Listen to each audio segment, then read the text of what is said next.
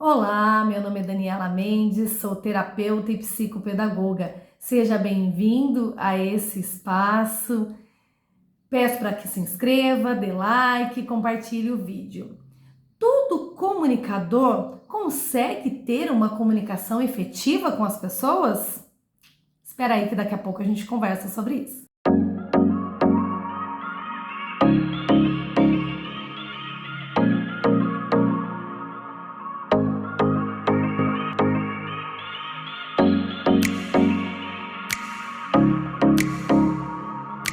É muito comum quando nós vemos, por exemplo, um profissional se comunicando bem, seja pela televisão ou seja numa palestra, e nós pensamos assim: ai, acredito que por ele ser da área da comunicação, ele se comunica muito bem.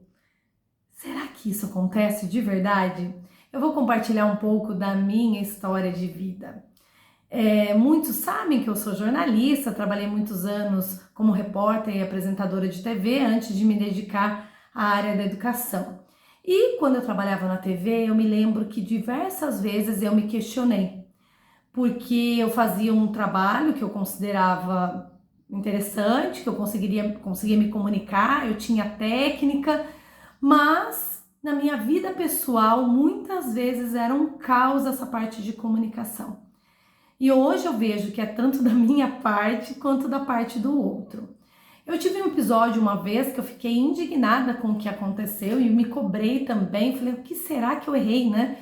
Eu estava conversando com duas pessoas que vinham de uma outra cidade e eu estava acolhendo essas pessoas, né? Incentivando para que elas tivessem sucesso na cidade onde eu morava.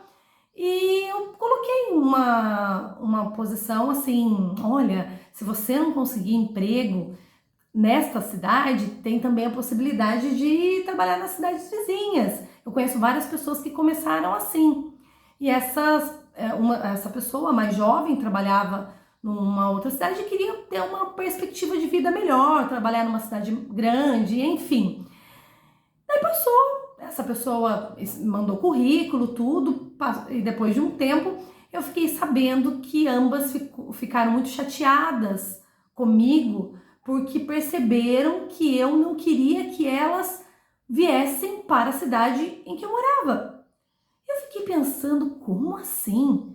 Né? Eu não consegui entender aquilo, porque eu torci tanto pelas pessoas, né? Eu falei até para tentar na cidade da região, de tanto que eu queria que desse certo para elas.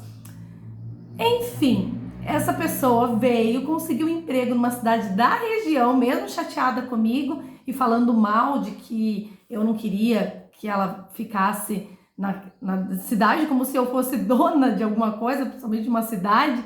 E isso me incomodou, porque eu me questionei assim: como que eu sou uma profissional da comunicação e eu não consigo me comunicar com as pessoas? E algo eu aprendi, foi uma grande lição. Eu não fiz por mal mesmo, eu torci pelo sucesso dessa pessoa, mas nós temos que compreender que cada um oferece o que tem. É impossível você dar ao outro o que você não tem. Então tem pessoas que não é por maldade, mas elas são muito feridas.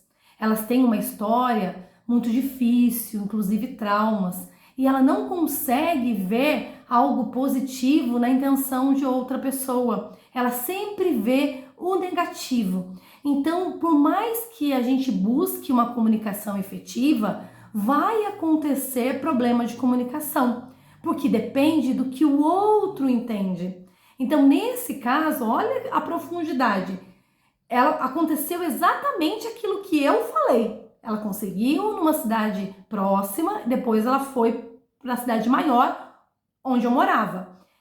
Ou seja, deu certo o que eu falei. Só que ela ficou chateada, achando que, me julgando, na verdade, como se eu não quisesse que ela viesse para cá.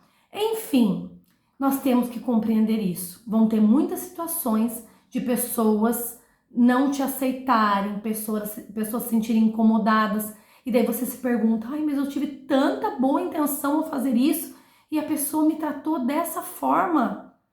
Nunca se esqueça, cada um oferta o que tem. E tem gente que tem muito pouco E não podemos julgar também, porque a gente não sabe a história de vida dessa pessoa.